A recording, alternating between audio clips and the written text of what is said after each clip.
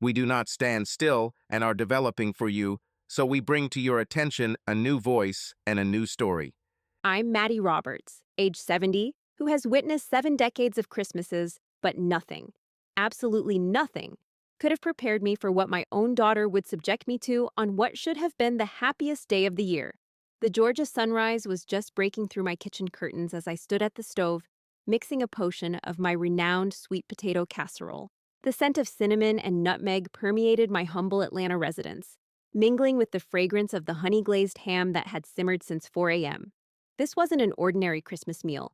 It was destined to be exceptional. 3 weeks earlier, my daughter Rachel had phoned me, her voice as smooth as molasses.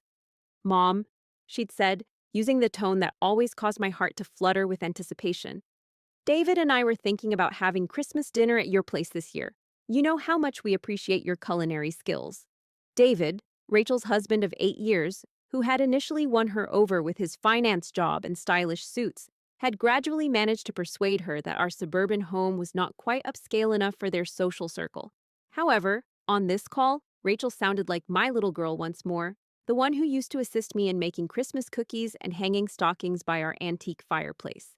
"Indeed, dear one," I said, already mapping out the menu in my mind. "You know I'd go to great lengths for you," and I meant every word. For 3 weeks, I had been meticulously preparing. I set aside every penny from my Social Security check to procure premium ingredients.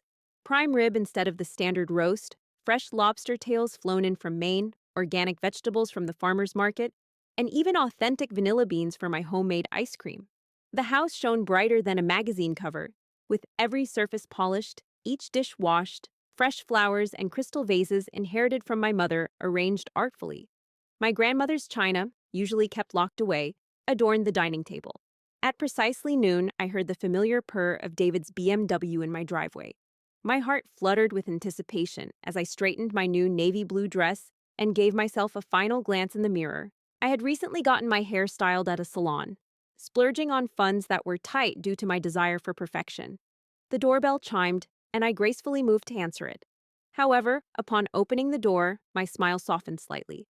There stood Rachel in an extravagant coat, whose cost likely exceeded my monthly grocery allowance, yet her countenance was chilly. Following close behind was David, attired in a high-end overcoat, seemingly irritated as he glanced at his phone. "Merry Christmas, darling," I said, extending my arms for a hug. Rachel returned a perfunctory, brisk embrace, the kind one might give an acquaintance. "Hello, Mother. We've arrived." "Welcome, welcome. Everything is almost set. I prepared all your favorites." "In fact, Mom," David interjected, pushing past me toward the hallway, "we have some matters to discuss regarding today." "Arrangements?" he repeated, causing me to question my hearing. "Ah, arrangements?"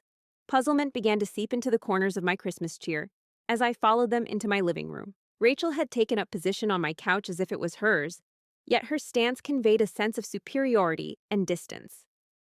"What sort of plans, dear?" I inquired, comfortably settling into my preferred armchair.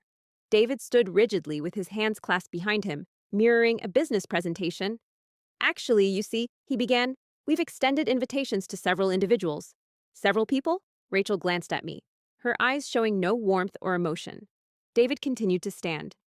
"Your colleagues from the firm, the Hendersons from the country club, and your sorority sisters who are visiting." My heart began racing. "How many people exactly?" David responded nonchalantly, as if ordering coffee. 18. The number echoed softly. I had anticipated 4 attendees, Rachel, David, myself, and a potential extra guest. But 18. "Don't worry, Mom," Rachel assured me, waving her hand dismissively. "You're quite the skilled chef, and I've been praising your culinary skills to everyone, so they're all eager to taste it. However, the situation has left me somewhat troubled, as I only prepared enough food for about 6 people, and even stretching the portions wouldn't accommodate more than that comfortably in my small dining room table. It seats 8 at a squeeze." "Rachel, dear," David said, cutting me off, "I don't think we have enough." David, however, quickly reassured me, suggesting that it would be quaint, as they were accustomed to simpler fare. His words felt like a slap. He was dismissing the elaborate Christmas dinner I had spent 3 weeks planning and saved up for, as if it were common peasant food. I asked, "When will they arrive?" David glanced at his Rolex. "In about an hour." "In an hour," I repeated to myself. realizing that I needed to miraculously transform my carefully planned dinner for four into a banquet for 18 people within the next 60 minutes. Beyond that, I had only an hour to accept that my own daughter had caught me off guard, transforming our private Christmas into a public gathering where I seemed to be the hired help instead of the hostess. But I'm Maddie Roberts, and I don't back down from difficulties. I raised Rachel alone after her father left when she was 3. I worked 2 jobs to send her to college. I battled breast cancer, bankruptcy, and more heartache than a person should have to bear. I could manage 18 dinner guests. Very well, I responded, standing up with resolve. I'll make it work. Rachel smiled for the first time since she arrived. But it wasn't the affectionate smile of my young girl. It was the smug grin of someone who had successfully achieved their goal. I knew you would, Mom. You always do. The subsequent hour was a whirlwind of anxiety and readiness. I contacted my neighbor, Mrs. in Washington, asking to borrow foldable chairs and card tables. I drove to the grocery store, using my last Christmas money to buy whatever was affordable to extend the meal for 18 people. More vegetables, less expensive meat cuts, anything to feed them. While Rachel and David lounged in my living room, sipping the expensive wine they'd brought for themselves, I dashed around like a headless chicken. Do you need help, Mom? Rachel called from the couch, but she didn't budge. It was an offer meant more to soothe the speaker than to be accepted. A gesture of false concern. I've got this, I replied, a phrase I had used for 35 years. By 1 p.m., guests began to arrive. And what guests they were! David's colleagues seemed to have walked out of a men's fashion magazine. All well-tailored suits and immaculately groomed hair. Affluent attendees of the country club flaunted their wealth ostentatiously in designer clothes, gleaming jewelry, and smiles that didn't quite reach their eyes. My modest abode now appeared petite and shabby in comparison.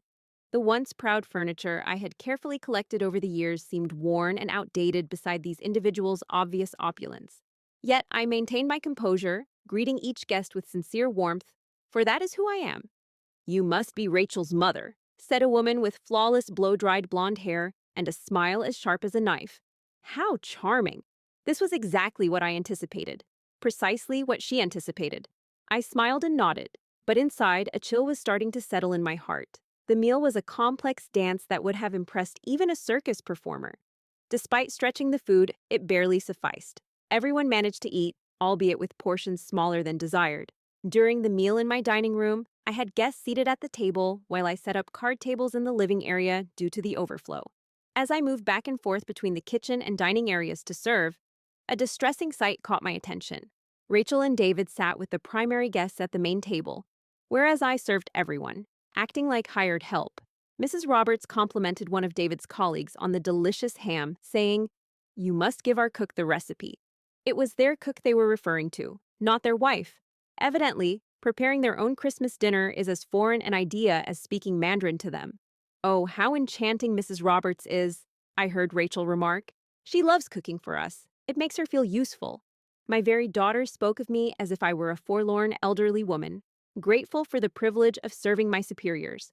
However, I continued to serve, to smile, and to uphold the role they had assigned me. Post-dinner, as guests retired to the living room, sipping wine and chuckling, I embarked on the formidable chore of cleaning up. With 18 guests, there were numerous dishes. Pots, pans, plates, glasses, cutlery. My kitchen appeared like a tempest had struck it. Immersed in soapy water, I was tackling a resistant pot when Rachel appeared in the doorway. "The kitchen resembles chaos," she remarked, wrinkling her nose. "I'll take care of it, dear. You go enjoy your guests." She leaned against the doorframe, observing me clean the stubborn pot. Funny enough, some of David's friends were commenting on the house, I overheard. I paused in my cleaning. Oh, they find it endearing, in a rural fashion. Rustic. Another term that seemed like a polite put-down.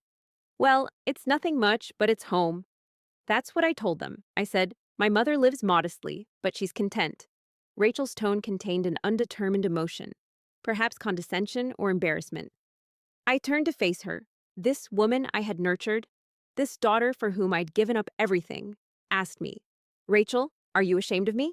Her laughter was hurried and overly cheerful. "Of course not, Mama. Why would I be ashamed?" Yet her gaze didn't meet mine when she replied. The night wore on, and the visitors showed no signs of departing.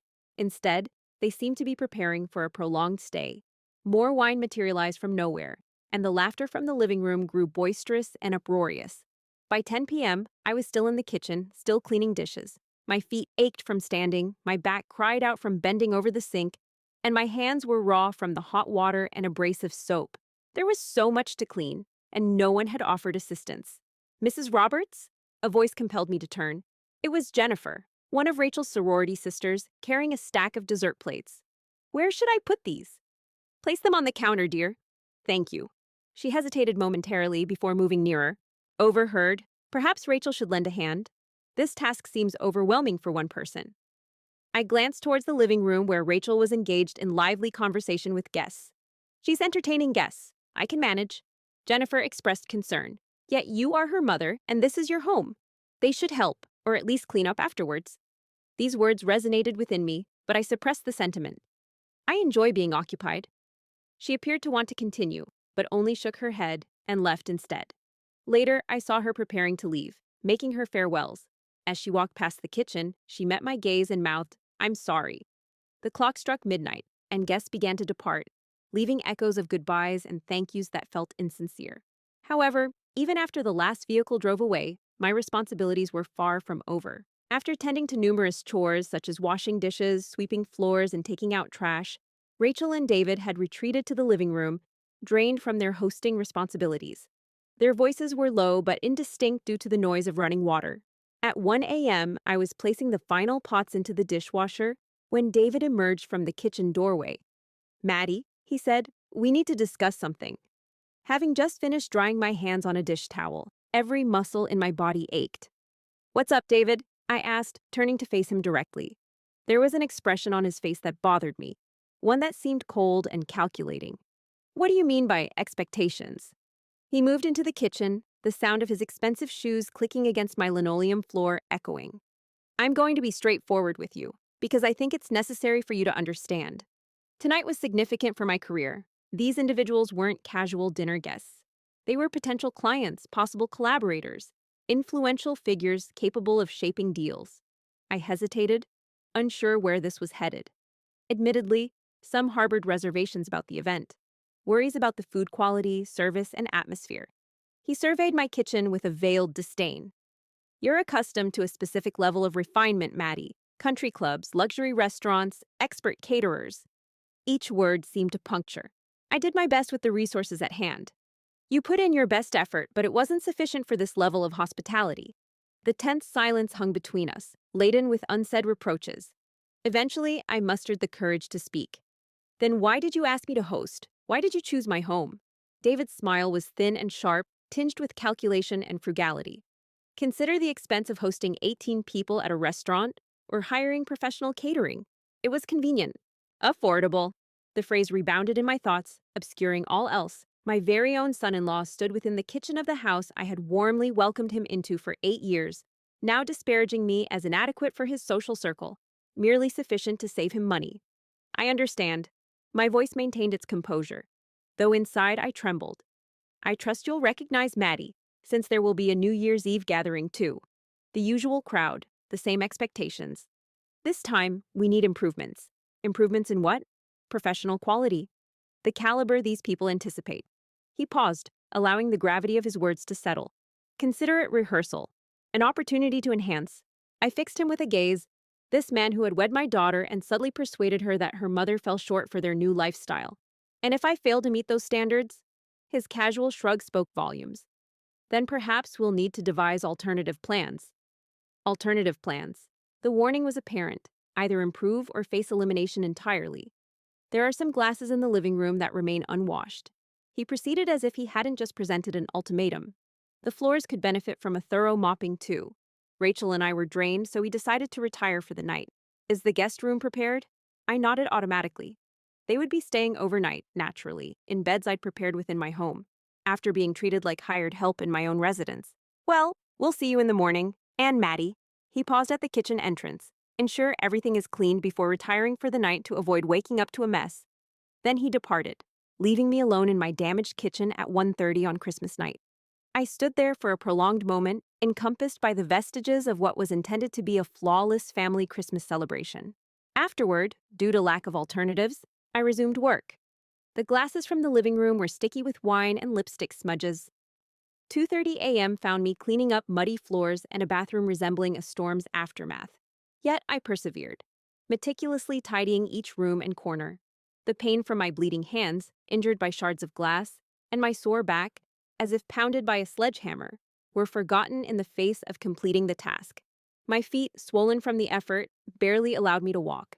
However, I had achieved my goal: a spotless house for my daughter and her husband to awaken to in the morning. Struggling up the stairs, each step a stab of agony, I heard David snoring coming from the guest room, while Rachel's door remained firmly shut. Seated on the edge of my bed, still donning my soiled Christmas dress, I looked at myself in the mirror. A 70-year-old woman, reflecting every year of her age, now bearing the marks of exhaustion and defeat, standing alone. It was then that the realization struck me: the full impact of what had transpired. My own child had deceived me, inviting 18 unknown individuals into our home, consuming my provisions, drinking my wine, and treating me as if I were their servant. And when everything concluded, she retired without even expressing gratitude, leaving me to clear up the mess until close to 3 a.m. For the first time in years, I wept. Not soft tears of sorrow, but the coarse, unattractive sobs of intense heartache. I wept for the Christmas that never was. I wept for the daughter I believed I understood. I wept for the foolish old woman who still held on to the notion that family had value. However, what I cried about most was finally comprehending the truth. I had nurtured a child who viewed me as nothing more than a tool, someone to be utilized when necessary and discarded when not. And this revelation altered everything. I awoke in my bedroom at 6 a.m., still dressed in my Christmas attire, my body sore from sleeping on the hardwood floor. For a brief moment, I couldn't recall why I was there. Then, it all returned to me, like a tidal wave. The meal, the washing up, David's harsh remarks, a long night of cleaning. From below, I heard activity in the kitchen: voices, rustling sounds, the scent of freshly brewed coffee. Painfully rising to my feet, each joint ached in protest, I stumbled towards the bathroom. The reflection staring back at me seemed to have aged significantly since yesterday. My hair was disheveled, makeup smeared, and dress wrinkled beyond mending. However, it was my eyes that truly shocked me. They appeared hollow, dispirited. "No," I said firmly, squaring my shoulders, reevaluating the mirror's image. "Not defeated. Enlightened." After a refreshing shower and change into my everyday clothes, comfortable jeans and a cozy sweater, I braided my graying hair loosely. No more dressing up to win over unimpressive people, no more masquerading as someone else. Entering the kitchen, I found Rachel and David sitting at my breakfast table, sipping coffee from my fine china cups and nibbling on toast made from my bread. They appeared rejuvenated and carefree, as if they'd enjoyed the slumber of the pure-hearted. "Good morning, Mama," Rachel stated, not taking her eyes off her phone. "Coffee's prepared." I filled my cup, observing that they had used the last of my costly Christmas coffee, a luxury item I'd bought as a personal indulgence. Naturally, it was gone. "Sleep well?" I inquired, settling into my seat at my table. "Like infants," David replied, spreading butter on another slice of bread. "Thank you for tidying up the house," he said graciously. "It looks wonderful." As if I had a say in the matter, as if cleaning their mess past 2:30 a.m. had been a selfless act I'd offered willingly. "What are your plans for today?" I asked. Rachel eventually looked away from her phone. "We're heading to David's parents' house," she replied. "They're hosting a large brunch with his entire family." Of course they were. They had used me for Christmas dinner, and now they were off to celebrate with a family that truly mattered to them. "That sounds delightful," I replied. Indeed, her mother always spares no effort, hiring professional caterers and servers, the whole 9 yards. It's as if it's straight out of a magazine. A hint of longing laced Rachel's tone, as though she were discussing something extraordinarily glamorous. I took a final sip of my coffee, noticing its dregs, and scrutinized my daughter's features. When did she transform into this individual? This woman who casually discusses professional caterers with her grandmother, who had just spent 3 weeks laboring over homemade Christmas dinner? When did she become the one who could sleep soundly while her 70-year-old grandmother labored till nearly 3 a.m., cleaning up after 18 guests? "Mother, you're unusually silent," Rachel remarked. I set down my coffee cup cautiously, lost in thought. On what was I pondering? On the past, on assumptions. David glanced up from his phone, and I perceived a change in his expression. Recollection, as if he were recalling our discussion in the kitchen. "What about expectations?" he seemed to be wondering, Rachel inquired. I inhaled deeply. "David told you about arranging a New Year's Eve gathering, with the same guests and setup." Rachel seemed excited, replying, "Oh, yes. It will be fantastic. David's business is set to announce a significant partnership, and they want an appropriate celebration. Would you be willing to host it?" Upon hearing this, you nodded affirmatively, recalling your impressive performance from last night.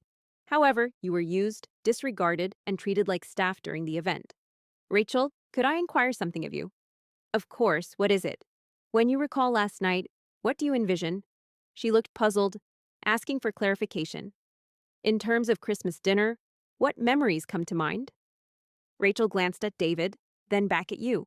"I recall good food, enjoyable conversation, and everyone having a great time." "And where were you in this image?" "You were there, cooking, serving, and cleaning until 2:30 a.m. while I slept." The silence that followed was heavy. Rachel's cheeks reddened, while David stiffened his face. "Maddie," he warned, his tone serious. "We had discussed this last night, didn't we?" Rachel looked between them, sensing the tension. "What's happening? What did you two discuss?" "I thought it was best if you explained. Explain what you said about my cooking, my home, me." David's jaw clenched. "I spoke truthfully last night. These are important guests, and they expect a certain level of quality." I finished. "Service, professionalism." Turning to Rachel, I said, "Your husband thinks I'm not good enough for his friends. He told me my best isn't adequate, that my home is too shabby, my food too basic, my service too casual." Rachel was taken aback. "David, you never mentioned that?" Defensively, he retorted, "If we are to continue hosting events here, there must be improvements." Improvements. The taste of the word felt bitter, almost as if— "What do you mean?" David leaned in, showing interest. "A formal presentation, attentive service staff, perhaps even catered food rather than homemade, standards befitting their expectations, and who will shoulder the cost for these enhancements?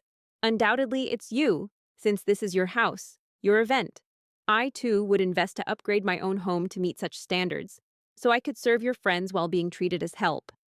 Now, Rachel appeared uneasy, fiddling with her coffee cup. "Could we discuss sharing some of the expenses?" "With what funds, Rachel?" I inquired softly. "Do you understand how much I spent on last night's meal?" She shook her head. $347. That's over half my monthly Social Security income. I use my Christmas money, as well as groceries for the next 2 weeks, to create a perfect evening for you." The color left Rachel's face. "Mama, I wasn't aware." "You weren't aware because you didn't inquire. Instead, you presumed I would manage, as I often do." As I stood up, my coffee cup drained and my heart hollow, the scenes from last night that flashed through my mind were of a 70-year-old woman laboring tirelessly to gain approval from people who refused to acknowledge her efforts. I saw a daughter who felt ashamed of her mother's best attempts. A son-in-law who regarded me as a useful tool to be employed and discarded was also depicted. "Is it unfair?" David questioned. "Indeed, it is." I met his gaze squarely. "You sought to save on dining expenses by utilizing my home and to impress your colleagues with tales of my culinary skills. Yet, when the time came, you made it evident that I fell short of being worthy to dine with your esteemed acquaintances." Rachel's eyes brimmed with tears. "Mama, it wasn't like that." "Then, what was it like, dear?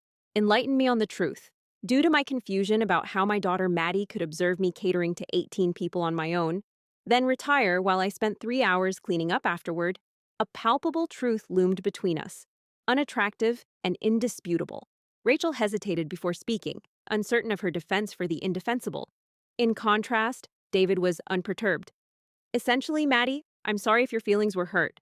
However, the fact remains that there are certain expectations when joining our social circle. If you can't meet them, then perhaps these events aren't suitable for you." And so the ultimatum was given. Shape up or leave.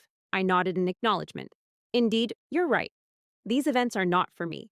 A flicker of relief crossed his face. "Good. I'm glad you understand."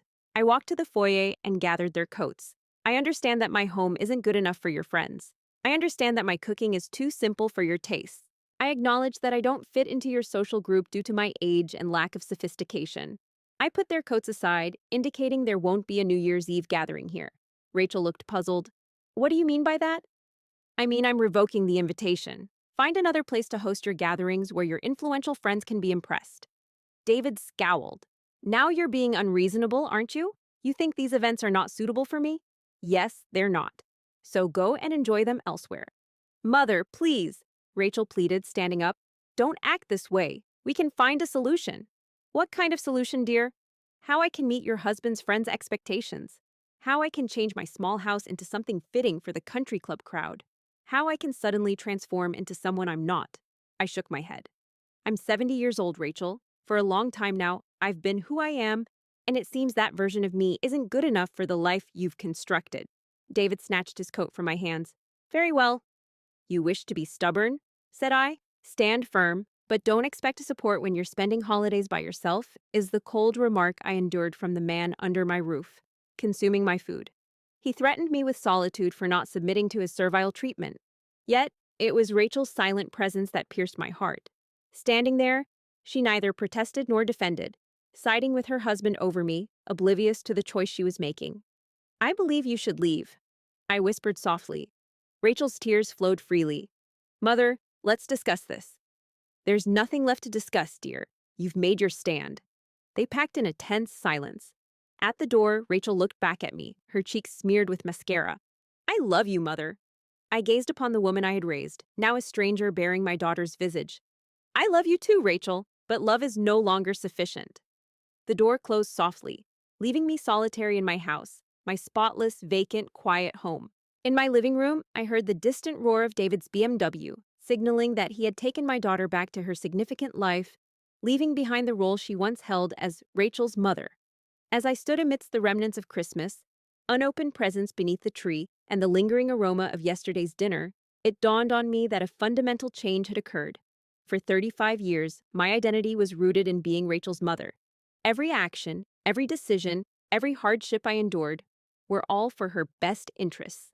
I took on 2 jobs to finance her education, gave up personal comforts to provide for her needs, and accepted David, though he made it clear I didn't meet his standards as a mother-in-law. However, for the first time in years, I was merely Maddie Roberts, no longer Rachel's mother or David's tolerated mother-in-law, but simply myself. The period between Christmas and New Year is typically a quiet and recuperative time for many. For me, however, it transformed into a week of self-discovery. I wandered aimlessly through my house during the initial days, as every corner echoed reminders of Christmas dinner. The dining room where 18 unfamiliar guests had dined, the kitchen where I labored over their dishes, and the living room where Rachel and her companions giggled while I worked in solitude. Yet, on the 3rd day, something shifted. As I sat in my armchair, gazing at the still twinkling Christmas tree, the phone rang. Mrs. Roberts, this is Jennifer, a friend of Rachel's whom we met during Christmas. Her voice resonated, reminding me of the sorority sister who attempted to aid with the dishes, looking at me with compassion and worry. Hello, dear. How are you? I replied hesitantly. I'm phoning as I can't get Christmas night out of my mind and the events that transpired. I hesitated, unsure of what words to use. Mrs. Roberts, what your daughter and her husband did to you was not acceptable. It was wrong in every way. Hearing these words from someone who had been there made me feel a harsh impact. For days, I questioned myself, doubting my reaction, if I'd overreacted or been too sensitive. I'm grateful for your sentiment, Jennifer. Have you heard anything from them since? No, nothing. There was a brief silence. You know, I've known Rachel since college, and I've observed her transformation, particularly after marrying David. She used to speak highly of you, expressing pride in your upbringing and hard work. But lately? But what has changed recently?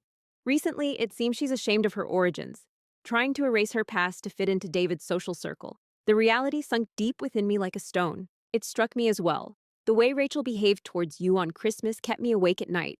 Much like you, my mother raised me single-handedly, and if I'd treated her the same way Rachel did to you, Jennifer's voice faltered. I'm truly sorry, Mrs. Roberts. I should have intervened that night, should have offered help. You did try, you did offer. I should have done more. We all should have. After our call ended, I experienced a feeling I hadn't felt in days. Validation.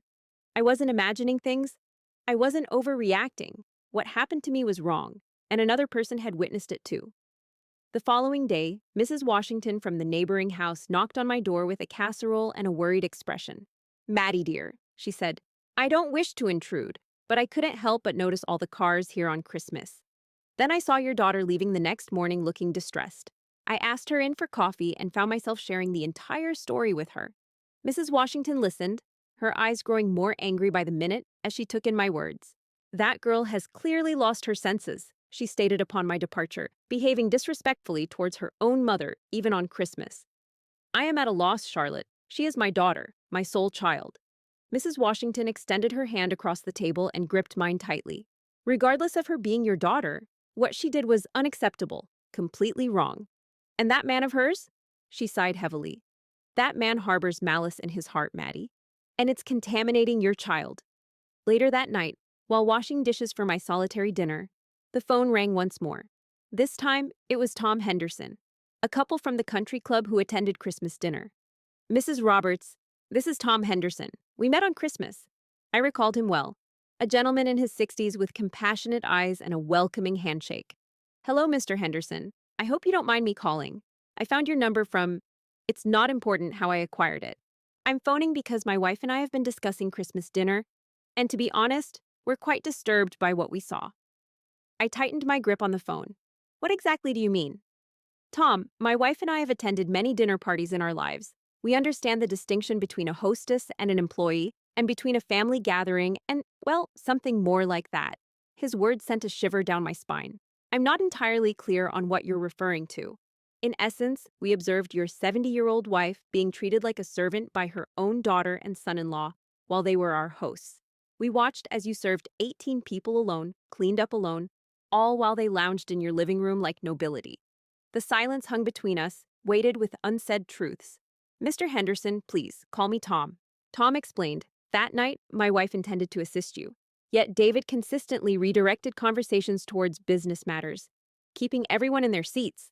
It seemed as if he intentionally hindered any attempt to help you. The truth dawned on me suddenly, like a bolt of lightning. It wasn't carelessness, it was deliberate. David had planned the entire evening to keep me engrossed in work, making me unseen. My wife and I left that night feeling nauseous. After 42 years of marriage with 3 daughters, Tom added, if any of my daughters treated my wife as your daughter did, there would be trouble. This time, however, the tears I shed felt different. Not those of sorrow, but those of relief. I was not mistaken. I wasn't overreacting. What happened to me was wrong, and people have taken notice. Thank you for calling, Tom. This incident has profoundly impacted me. Given my experience, witnessing a respected woman lose her honor in her own home is not easily forgotten by honorable people.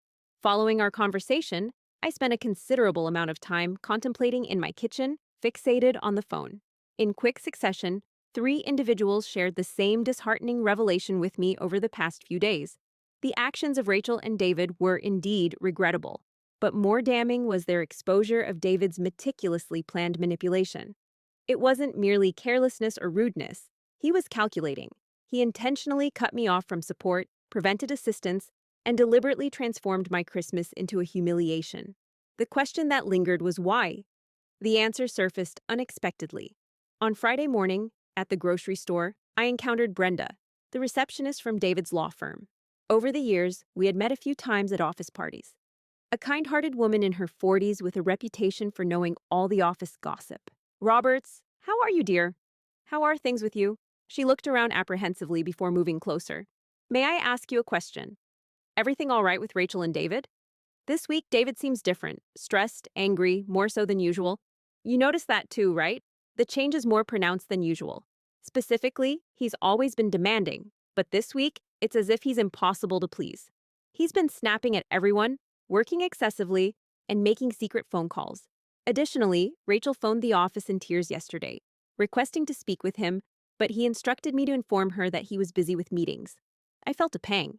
It seems Rachel called David crying, yet he chose not to pick up her call. Can I ask you another question? How's work at the firm going? David often boasts about his success, but... Roberts, can we keep this between us? There's trouble brewing for David. Major trouble. That partnership he's been so proud of. It didn't go through. The clients he relied on? They switched to another company. There are whispers circulating. She hesitated, biting her lip. What sort of whispers? That he's artificially boosting his billable hours. That some expense reports appear suspicious. The partners have been inquiring. The grocery store seemed excessively bright and noisy. Are you suggesting he could lose his position? I'm implying he might lose more than just his job, if you understand my drift.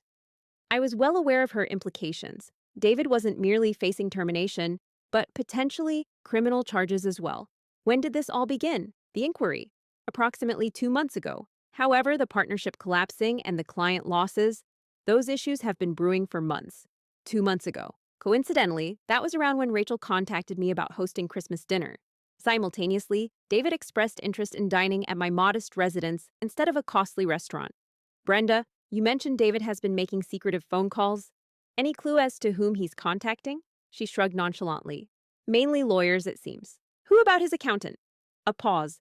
Actually, it's his bookie. The revelation struck me like a tangible impact. His bookie? I might have been better off keeping quiet about that. Yet, yes, David is burdened with gambling debts, substantial ones that won't vanish easily. I clutched the shopping cart handle so hard my knuckles turned white. The pieces were falling into place now. The sudden curiosity over my house, the calculated humiliation during Christmas, the veiled threats about future incidents. David wasn't just ashamed of me, he was exploiting me, using my home, my cooking, my free labor for a desperate ploy to preserve his image while his life tumbled down around him. How much does he owe? You asked. Brenda shook her head. I don't have the precise figures, but last week I overheard him pleading for more time on a call, promising that he would soon have money. Money from where? Despite their lavish lifestyle, David and Rachel barely made ends meet with their paychecks. Their house was heavily mortgaged, and they leased their cars. Brenda realized David might have knowledge of her financial situation after Rachel accidentally disclosed it during a phone call several months ago. When Brenda inquired if David knew about her finances, Brenda's house, which is paid off and has some savings, was mentioned. Her concern grew when she learned that David had been asking HR questions about survivor benefits last month, specifically regarding employee life insurance upon family members' deaths. Hearing this sent Brenda reeling at the grocery store. It emerged that David was investigating the implications of her death.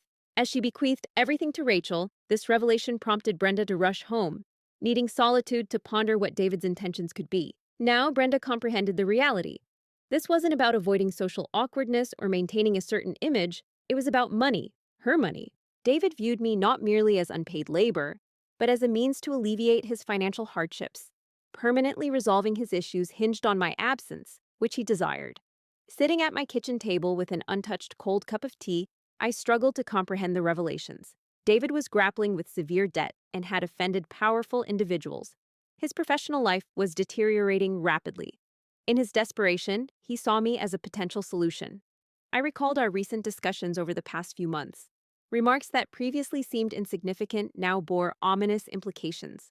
For instance, one evening in October, he suggested I consider updating my will, stressing the importance of organizing affairs just in case something unexpected happened. In November, he inquired about my nighttime driving habits, mentioning the increased risks on the roads today. Perhaps Rachel and I could handle your shopping for you since your house seems to be becoming too vast for you. As you mentioned last week, the numerous stairs might pose a risk of a fall with no one around to notice for hours. Initially, I considered these comments as concern or even affection, but now I understand they were preparation. A call shook me from my somber reverie. It was Rachel on the line. "Mama," she said tearfully.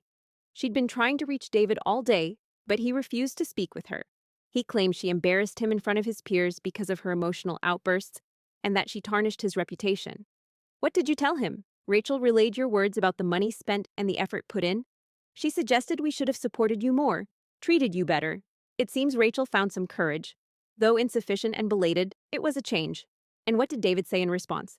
David claimed I was being controlled by an embittered elderly woman who struggled to accept change. The harshness of his words left me speechless. Even in his distress, David didn't spare a thought for my feelings. "Rachel, dear, I must ask you something honestly." "Okay, how critical is your financial situation?" "Honestly, quite serious." A long pause followed on the phone, then softly, "It's terrible, Mom. Absolutely terrible." "How bad?" "We're 3 months late on the mortgage. The credit cards are maxed out. David has resorted to cash advances merely to meet minimum payments. Worse than I had imagined." "What about his employment?" Another pause. "There might not be a job left soon. Some sort of investigation is ongoing. David insists it's just office politics, but you doubt him." "I don't know whom to trust anymore." Rachel's voice cracked. "Our lives are crumbling apart, Mom. David barely speaks to me now. When he does, he's always angry. He accuses me of everything. You're not earning enough money, not supportive enough, and even the fact that I have you as my mother is a problem for him." The last point particularly hurt. "He accuses you of being the reason I have you as a mother?" "He claims your working-class background tarnishes his image. His peers criticize him for marrying someone from our humble background. lacking trust funds or club memberships. We're the kind of family who valued wealth in terms of love and sacrifice rather than investments and luxury items. Rachel, listen to me intently. Has David ever discussed your will with you? Mine? Why would he? Understanding filled her voice. Oh, dear God. Has he? He mentioned it a few times, saying we should be aware of your wishes in case something happened to you. I told him I didn't want to think about it, assuming you're healthy and strong and will outlive us both. Her voice softened. He persistently brought up the topic, inquiring about the house, your savings account, and any debts you might have. I closed my eyes, realizing the entire picture. David wasn't merely using me for free entertainment. He was conducting reconnaissance and gathering intelligence about my assets, while at the same time trying to create a rift between us. Mama, you don't believe David would do that, would he? Wouldn't do what, baby? Hurt you, for money? The question hung heavy between us, dreadful in its implications. Could David hurt me for money? A month ago, I wouldn't have thought so. But a month ago, I also wouldn't have imagined he'd treat me like an employee in my own home.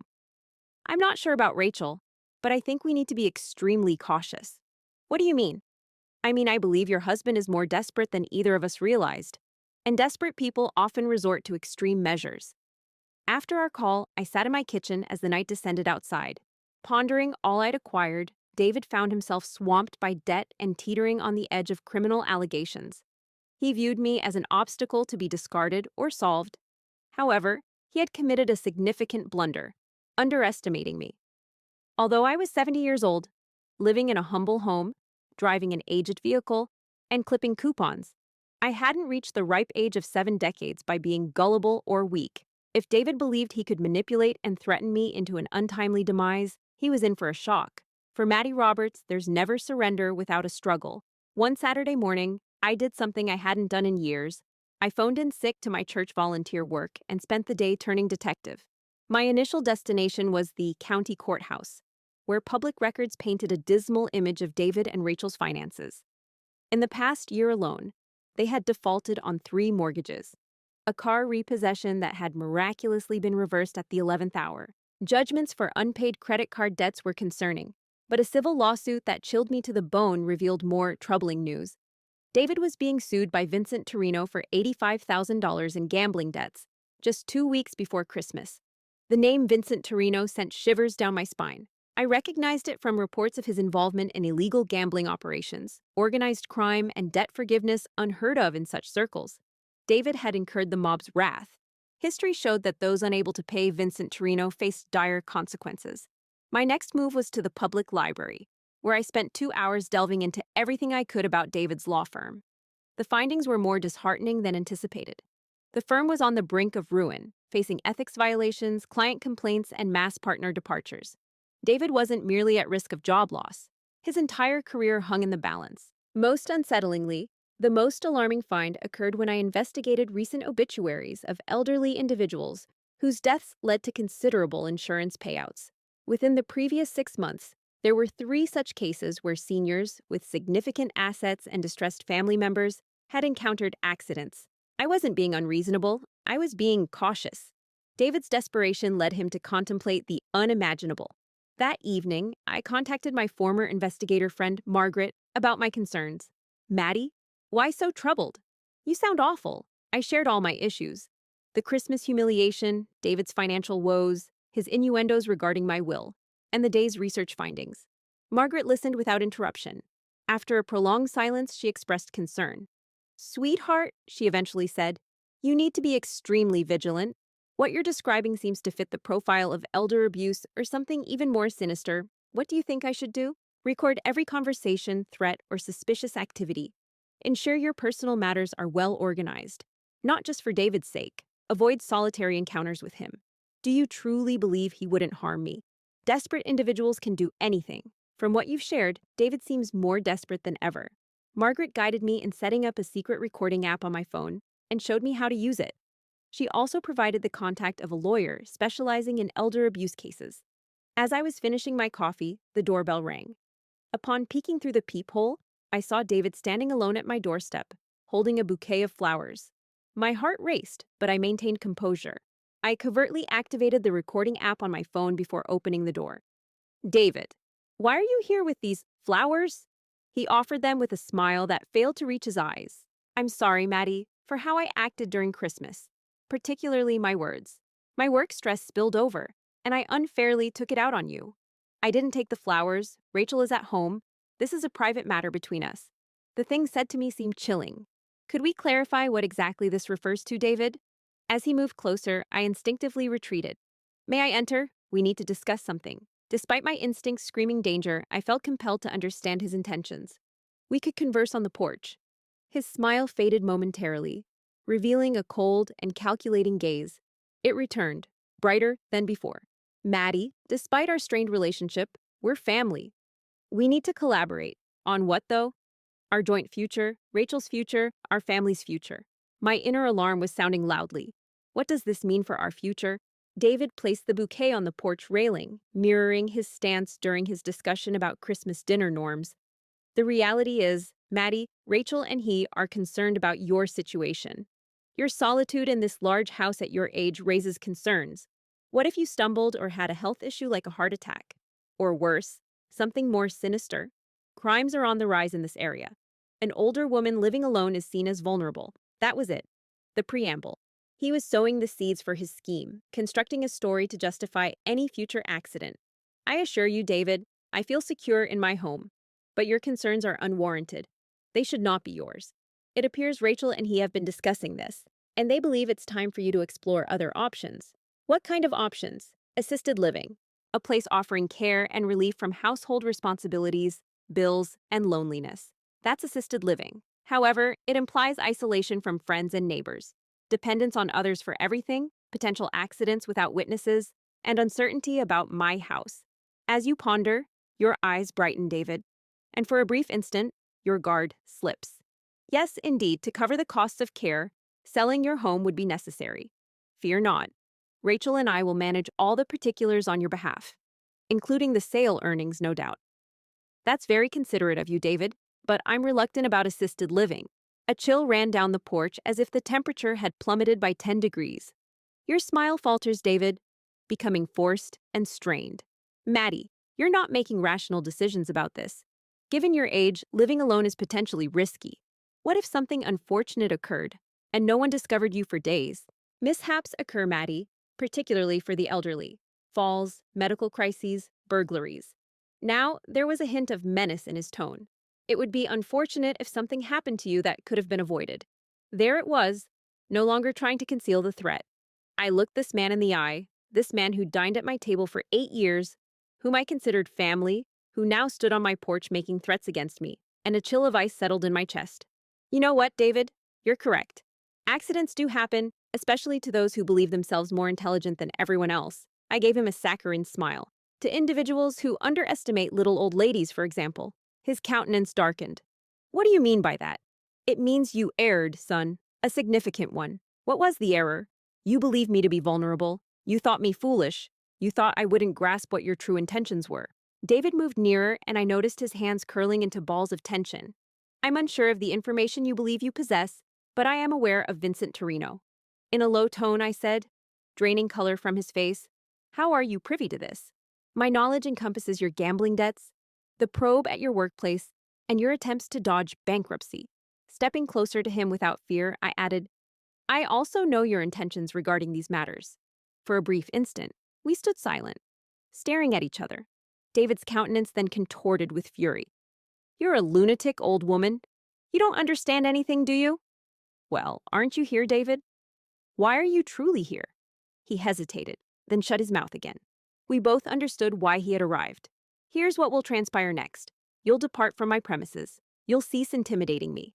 And you'll discover a different approach to resolve your predicaments that does not include causing me harm. Or else, I smiled. This time, the facade slipped from me, revealing how formidable this seemingly harmless elderly woman can be. David gazed at me for a prolonged spell, his countenance shifting between rage, fear, and calculation. Ultimately, he collected his flowers and departed from my porch. This isn't our final encounter, Maddie. Yes, I concurred. It's not over yet. After observing him leave, I went indoors and promptly phoned Margaret. He has just left, I informed her, and I have it all on record. Well done. Now, we proceed to phase 2.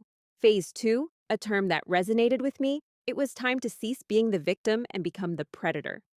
On Monday morning, I convened with Susan Chen, a seasoned lawyer friend of Margaret's, in her downtown office. Susan, a shrewd woman in her 50s who focuses on elder abuse cases, listened to my recording of David's visit with mounting anger. This is classic intimidation. After the recording finished, he's establishing a pattern of insinuating you're at risk living independently, which he can leverage for his upcoming narrative. What are our options? Susan moved closer. Here are a few. First, we'll establish safety measures for you.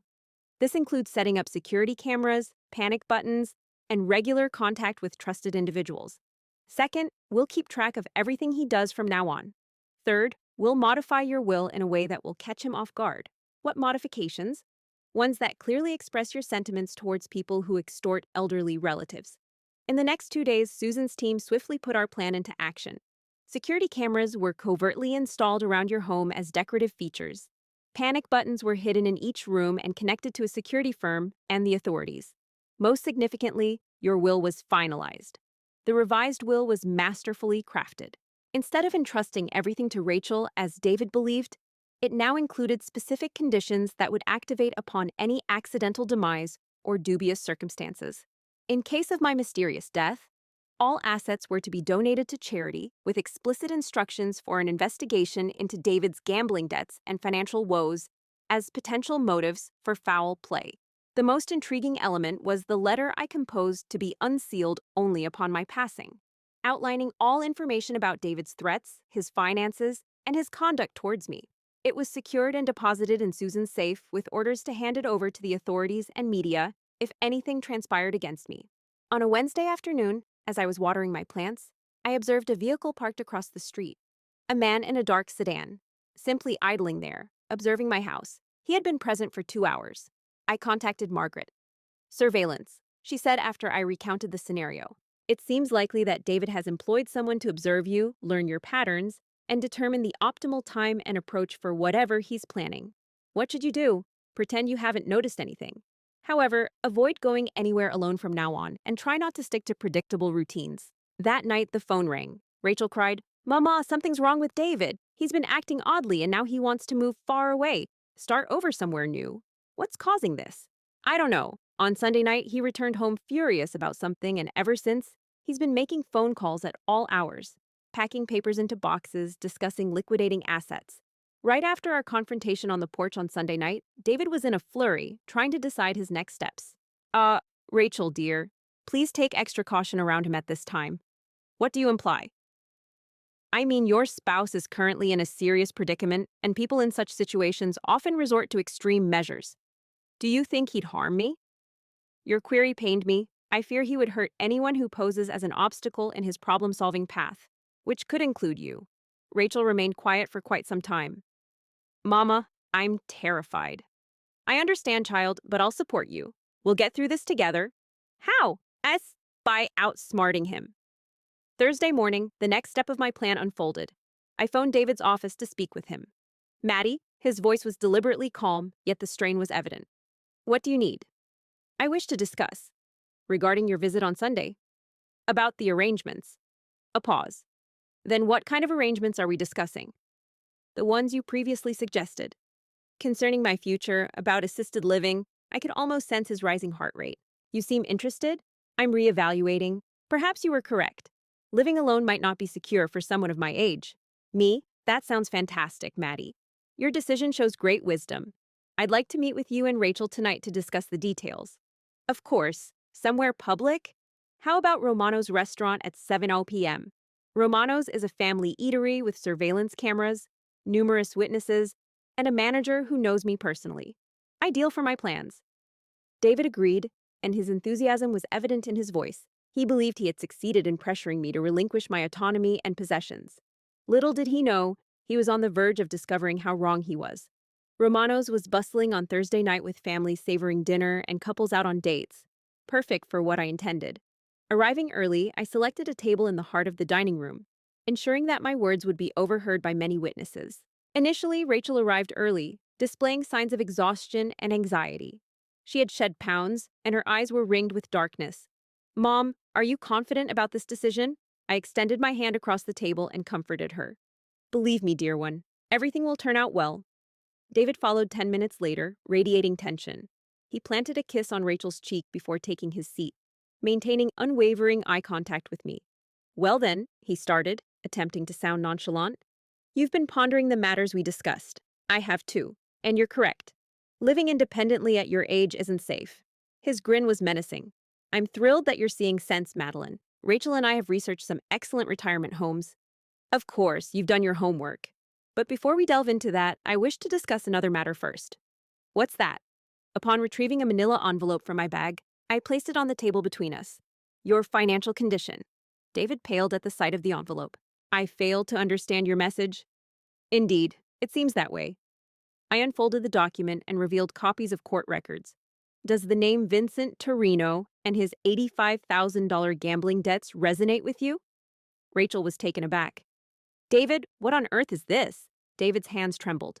Where did you obtain these records? Public archives, David. Fascinating what can be discovered if one knows where to search. I unfurled additional documents showing mortgage defaults, credit card judgments, and a peculiar lawsuit from a previous client alleging misuse of settlement funds. This is confidential data. No, it's public information. Much like the ethical investigation at your workplace and the ongoing criminal inquiry into your business dealings. Rachel stared at her husband in shock. David, is this accurate?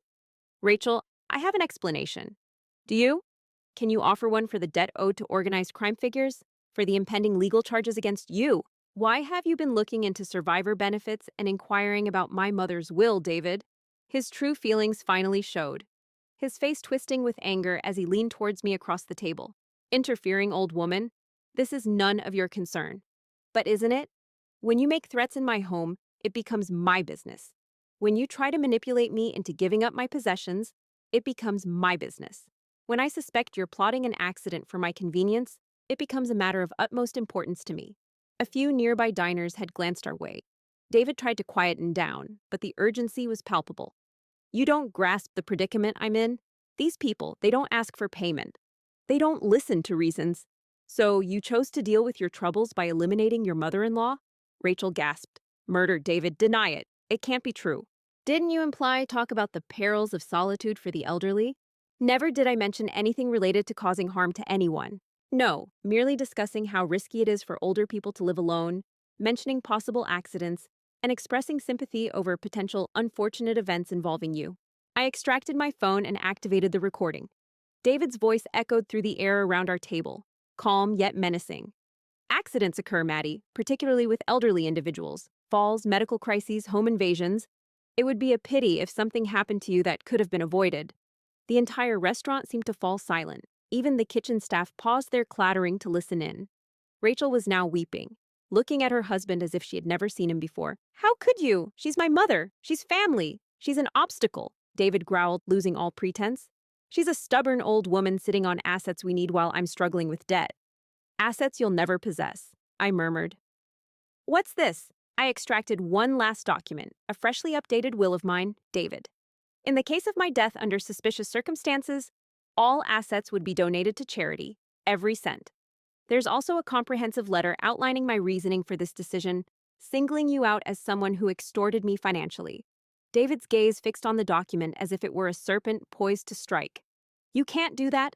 I already have. It's signed, witnessed, and filed with my lawyer. There are recordings of our conversations, financial issues documentation, and testimonies from witnesses who saw how you treated me during Christmas. Christmas? Rachel seemed bewildered. Inquire about Christmas from Jennifer, dear. Inquire from Tom Henderson. Ask anyone who observed her husband treating me like an employee while he plotted to seize my life savings. David was now panting heavily, his face flushed with anger and fear. This will ruin everything. Vincent won't wait. He'll what, David? Kill you? You won't need my help in resolving this issue. I'm departing, collecting my documents. By the way, David, should any incident occur, regardless of whether it's a seemingly accidental fall from your stairs, the authorities will be immediately directed to the correct location. I turned towards Rachel, who was weeping over her hands. Darling, you're welcome to accompany me tonight. You don't have to remain with him. She raised her tear-streaked eyes at me. Mother, I'm terribly sorry. I wasn't aware. I genuinely didn't know. I understand you weren't, dear one. However, the predicament now is, what action are you planning to take? Rachel glanced at her husband, then returned her gaze to me. For a brief moment, I contemplated the possibility of her choosing him despite everything, perhaps devising some means to justify his actions. Instead, she rose from her seat and approached me across the table. "I'm returning home, Mother," David erupted. "Rachel, you can't desert me. Not at this juncture. I require. You need assistance, David. Not from me, but professional assistance. But I cannot provide it to you." Following our exit from Romano's, with David remaining solitary at the table amidst his fallen plans, a sensation unfamiliar to me in years enveloped me. Unmitigated victory. Yet I was cognizant that this wasn't the end. Men such as David seldom yield without a struggle, particularly when faced with desperation. The true trial lay ahead. That evening, Rachel returned to reside in my home once more, resting in her former bedroom for the first time in 8 years. For hours she wept, not just for her marriage's demise, but for the man she believed she had married, the life she imagined crafting. "I feel like an idiot, Mama," she lamented. "How didn't I see what he was?" "Because you loved him. And when we love someone, we want to believe the best about them," I consoled her, soothingly running my fingers through her hair as I had in her childhood. "Yes, darling. The signs were evident. I chose him over you. Every Christmas since our marriage, I opted for him over you." Her voice echoed sorrow, shattering my heart. "You chose what you perceived as love. I empathize with that choice. Yet you were always there for me, even sacrificing everything for my sake. In return, I allowed him to mistreat you." "You're here now," I said, holding her closer. "That's all that matters." Yet, despite comforting my daughter, my ears strained for noises beyond our walls. The security cameras had detected activity around the house twice during the night. Someone trying doors, peeking through windows. David was persisting. The morning of Friday saw his first frantic attempts to regain control. The phone rang at 6 a.m. "Rachel, return home. We need to discuss." Exhausted from crying, Rachel picked up the call. "There's nothing left to discuss, David. There's everything to discuss. I made mistakes, but we can overcome this. We're married, Rachel. That signifies something. It meant something to me. It seemed as though it held no significance for you. That isn't accurate. I love you. I've simply found myself in over my head. But I can rectify this. We can rectify this." "How, David? How can you remedy owing money to the mob? How can you remedy criminal charges? How can you remedy threats against my mother?" David's voice grew desperate. "I never threatened to harm anyone. Your mother is distorting my words, making me appear as some sort of villain." "Are you a villain, David?" The silence lingered over the phone line. Eventually, David's voice returned, more frosty now. "If you don't return home, Rachel, you'll regret it. Both of you will regret it." Rachel ended the call, her hands trembling. "He won't relent, will he?" "No, my love, he won't." And I was correct. Over the following days, David's harassment intensified. He persistently called, sometimes imploring, sometimes threatening. He appeared at my house at all hours, banging on the door, insisting on speaking to Rachel. Security cameras captured him attempting to burglarize my garage, severing my phone lines, and hurling rocks at my windows. Each time, I reported the incidents to the police, but their actions were limited. David skillfully stayed within the boundaries of legal harassment, never quite committing an action punishable by arrest. However, his behavior was taking a toll on Rachel. She became startled easily, struggled to sleep, and lost her appetite. David was deliberately undermining Rachel's mental tranquility, and I knew this was his intention. On Tuesday afternoon, while Rachel was at a job interview and in need of income, she decided to leave David. While I was tending to my garden, I heard footsteps behind me. "Hello, Maddie." I turned to find an unfamiliar man in my backyard. He was middle-aged, well-dressed, with lifeless eyes and a smile that sent shivers down my spine.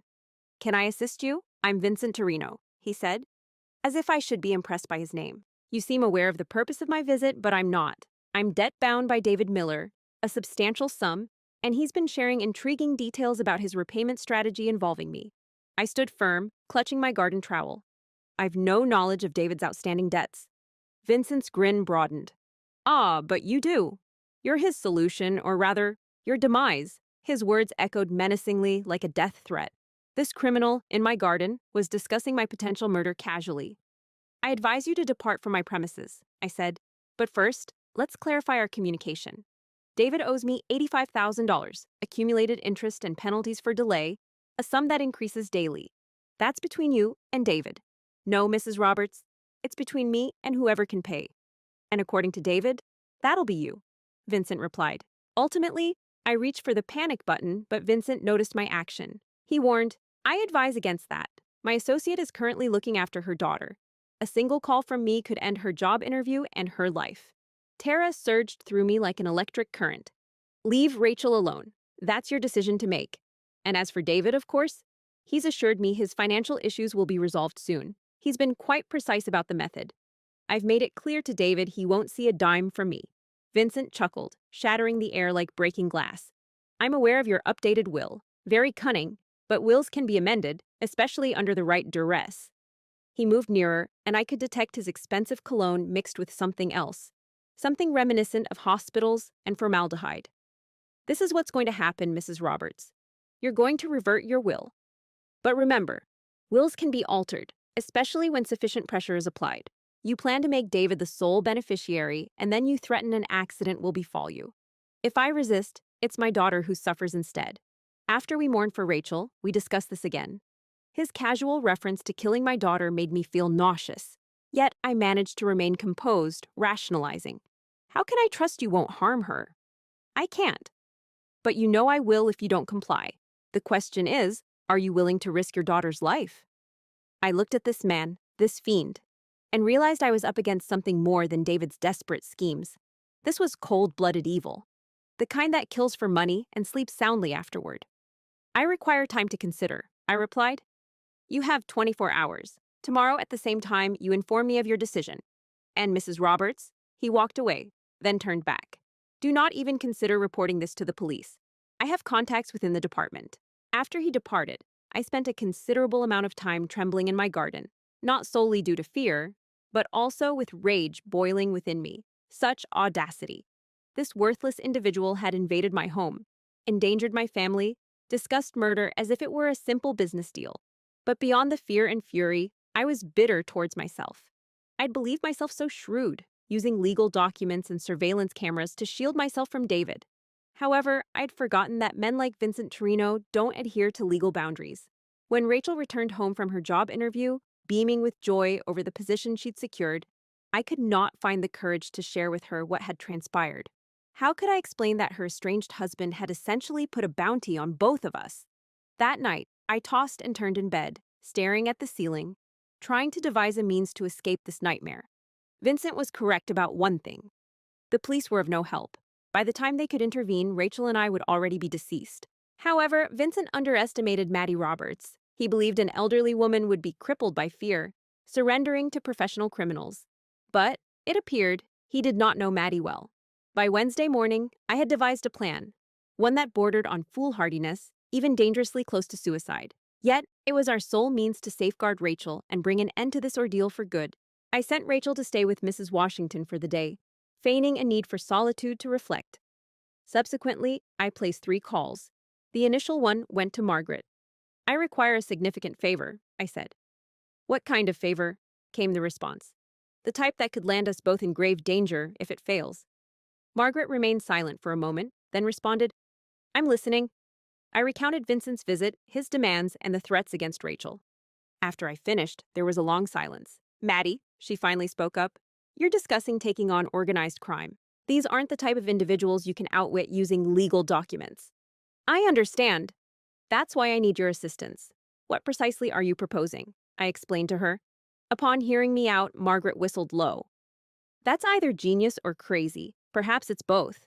Will you aid me? Absolutely. These troublemakers have chosen the wrong grandmother to intimidate. The second call was to Susan Chun, my lawyer. I needed her to make certain alterations to my will, modifications that would appear to grant Vincent exactly what he desired, but would instead set off something quite distinct. The third call was the most challenging. I contacted David. Maddie, it's surprising to hear from you. I'm sure you are. I'm calling because I had a visit from your friend Vincent yesterday.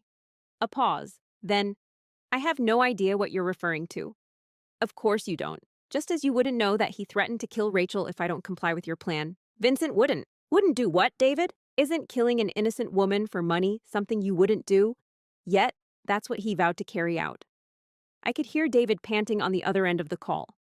Maddie, you need to comprehend. I'm in an unbearable predicament. No, David. You've led yourself into an impossible situation, and now Your actions have dragged my daughter into it. I never desired anyone to get injured. But if it resolves your issues, you're ready to let it happen. Another pause. Then, what do you need? I want you to meet me tonight, midnight, the old railway bridge on Peachtree Creek. Why there? Because it's secluded. Because there won't be any bystanders. Because the time has come for. I've made my choice. If you wish to know what it is, you'll be at that bridge at midnight. I ended the call before he could retort. The rest of the day was spent in readiness. Margaret arrived at my house at 6 p.m. with a duffel bag filled with gear that seemed suitable for a spy movie. Are you positive about this? She queried as we reviewed the strategy again. At 11:30 p.m., Margaret and I navigated towards the railway bridge. An old, abandoned structure erected in the 1940s, it had long been neglected by the city. Ideal for my intentions. We swiftly and meticulously arranged ourselves. Margaret, with her past experience as a PI, knew precisely what was required. Exactly at midnight, I heard an approaching vehicle. David's BMW arrived at the bridge, and I observed him stepping out, visibly tense. He seemed to be alone, or so it appeared. I emerged from the shadows. Hello, David. His reaction startled me like a gunshot. Jesus, Maudie. You gave me a fright. Good. You should be alarmed. David surveyed the graffiti-clad concrete and rusted metal of the deserted bridge. Why this location for our meeting? Because it's secluded. Because we can converse uninterruptedly. Because this is where your schemes conclude. Conclude what?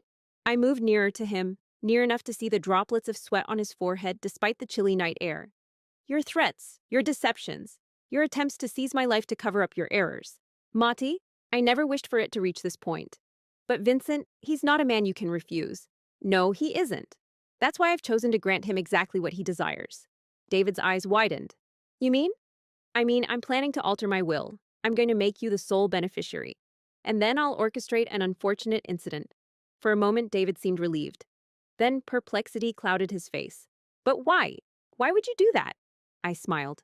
In the moonlight, I'm certain it appeared as cold as I felt.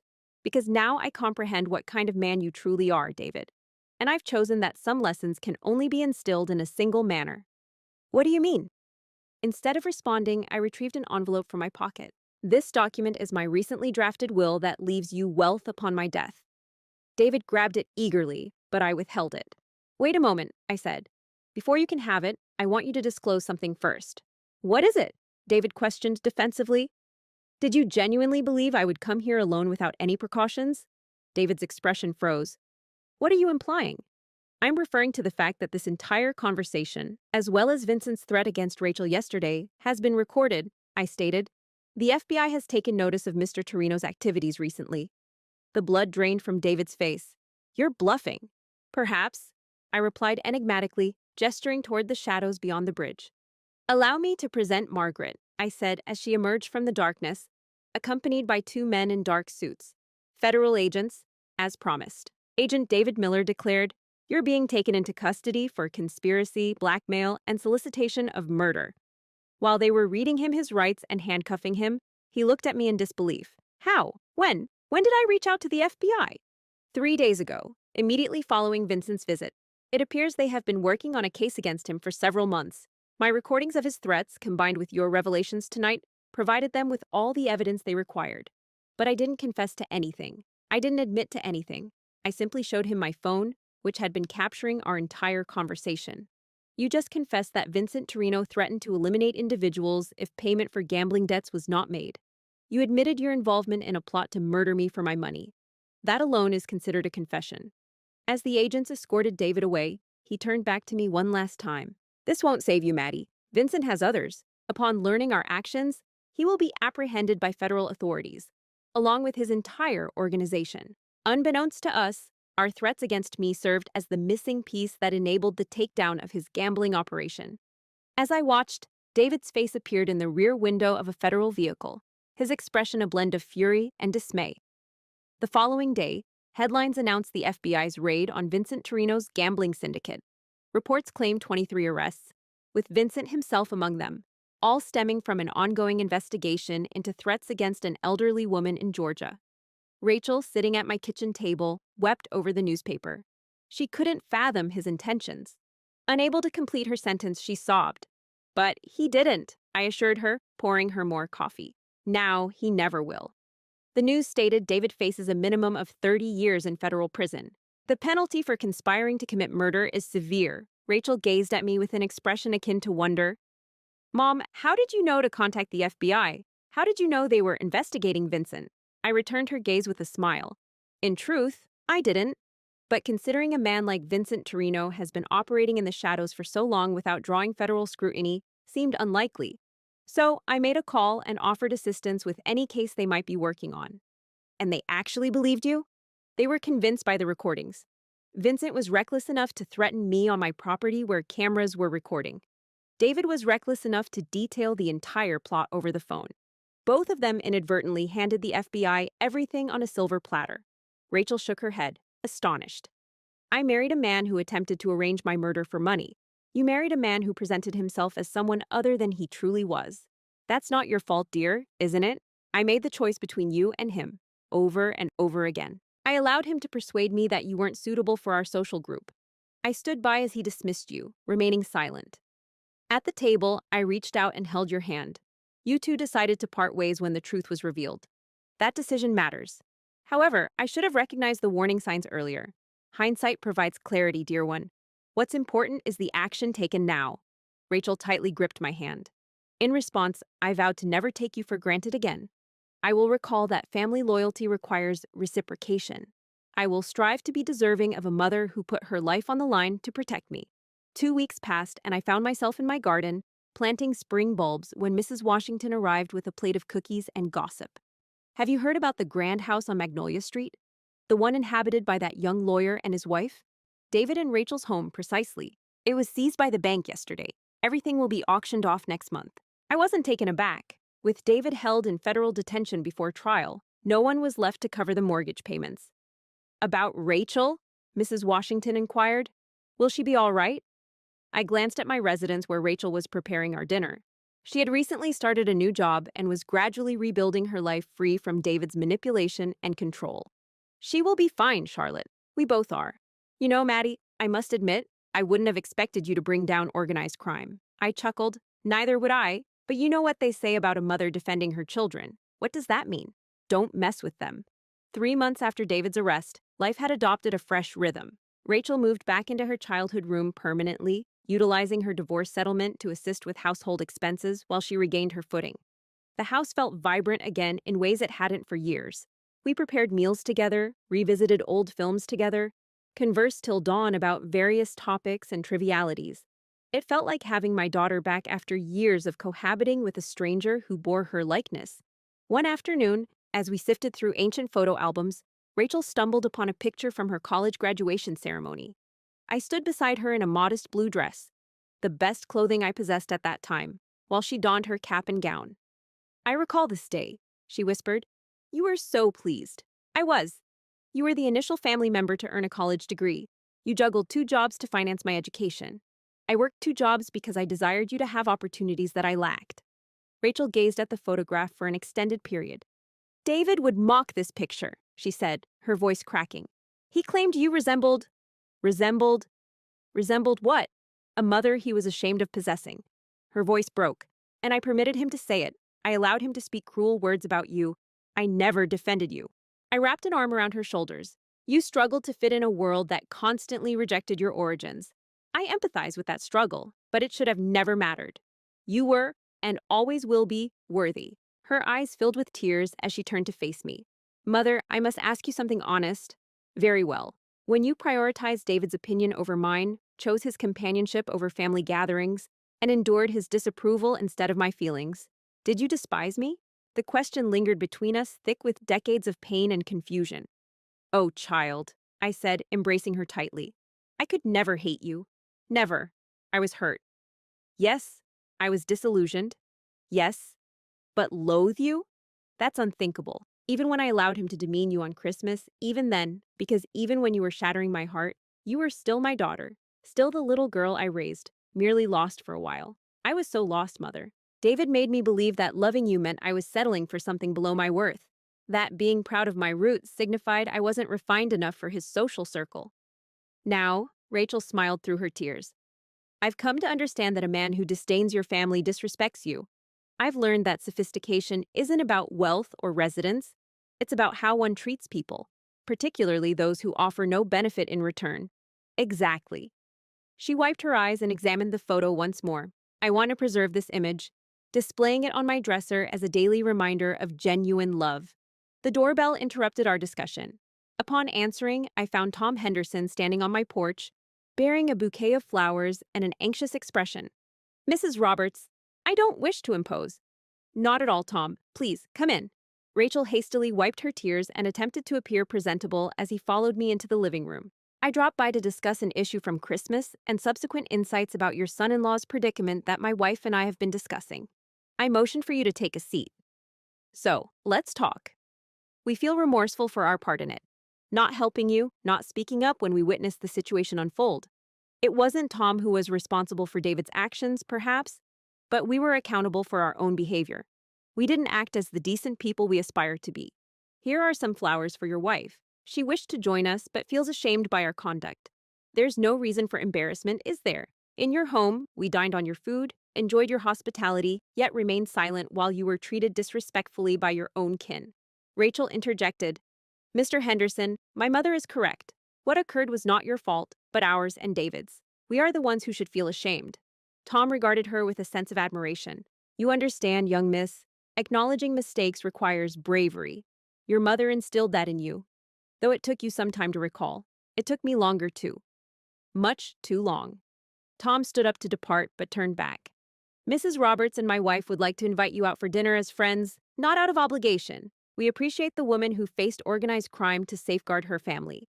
After he left, Rachel and I remained in a comfortable silence for a while. It's ironic, she said later. David spent a great deal of effort trying to impress people like the Hendersons, but it's only after he's gone that they express interest in spending time with us. That's because genuine individuals recognize authenticity. David was always putting on a show, always striving to be someone else. People could sense that, even if they couldn't identify it. And what about me? Was I pretending too? She pondered the question thoughtfully. You sought to transform into a person you believe was worthy of love, but you were already deserving of it in your authentic self. I understand this now, though it took the brink of losing you for me to realize it. One evening, as we sat on the porch watching the sunset, Rachel posed a question that had been weighing on her mind. Mother, will you ever fully trust me again? As I gazed upon my daughter, I truly saw her.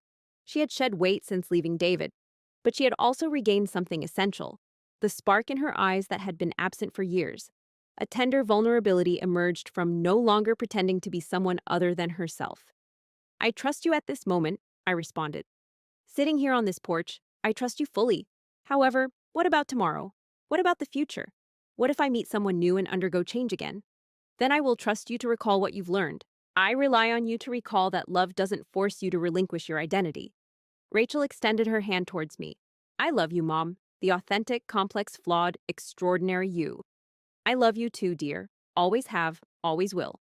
As the stars emerged above us, I pondered over all that had transpired. 6 months ago, I was still washing dishes at 2 a.m., being treated like an employee by my own daughter and her husband. I'd been threatened, manipulated, and even targeted for murder. It was all due to a desperate man who saw me as nothing but a temporary solution to his troubles. Yet, I persevered. More than that, I retaliated and triumphed. Most significantly, I got my daughter back. Not the refined, high society woman David had been trying to mold her into, but the true Rachel, the girl with soil beneath her fingernails from helping in the garden, who laughed boisterously and wept easily and loved unconditionally. Steps of the courthouse teemed with journalists and cameras, as David Miller, handcuffed, was escorted away following his sentencing. A 35-year term in federal prison for charges including conspiracy, extortion, and solicitation of murder awaited him. With exemplary conduct, he might be released when reaching the age of 75 if he managed to survive that long.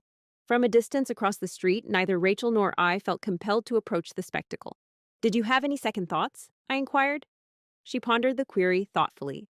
I grieve the wasted time. I regret the pain inflicted upon you. I regret marrying someone who regarded me as property instead of a partner. However, where we reached isn't something I regret.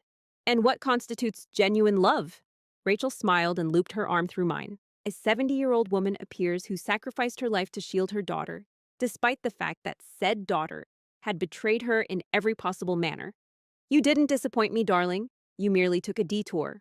A costly, dangerous one, but you found your way back. As we returned to my vehicle, our vehicle since Rachel had moved in permanently and assisting with the mortgage, I recalled the Christmas dinner that had unfolded. 18 strangers within my home, treating me as though I was help, while my own daughter remained silent.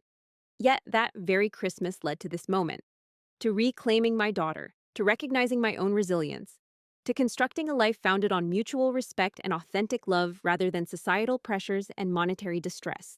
Rachel spoke up as we drove home.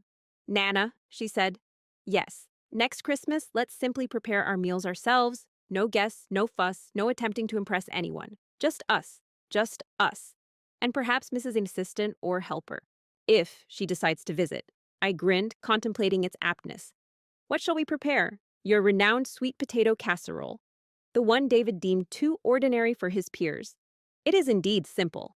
Excellent. I'm tired of striving for sophistication. I prefer joy instead. As we parked in the driveway of our humble abode, it struck me that contentment was what we had unearthed. Not the superficial, showy happiness David craved, but the authentic, chaotic, multifaceted happiness born from being cherished for who you truly are, rather than a facade. That evening, as I nestled into my bed, I pondered the story's title. My daughter and her husband had me washing dishes till 2 a.m. on Christmas Day. A week later, they knocked tearfully on my door. It was factual in its essence, but it didn't encompass the entire truth. In some instances, the most catastrophic events can unexpectedly serve as your salvation. Occasionally, giving up everything you thought you desired helps you uncover what you truly need. Furthermore, those who underestimate a 70-year-old grandmother may discover that experience and wisdom surpass youth and impetuosity. David Miller came to this realization the hard way, and I too learned, albeit indirectly, that I was more resilient, courageous, and resourceful than I believed. Caring for others throughout my life proved invaluable when it mattered most, preparing me to look after myself. Above all, I discovered that it's never too late to assert yourself, demand respect, or fight for what truly matters, even if it means confronting the underworld. Thank you for accompanying me on this remarkable voyage of resilience, family values, and justice. Should this tale resonate with you, kindly favor this video, follow our channel, and pass it on to someone needing encouragement today.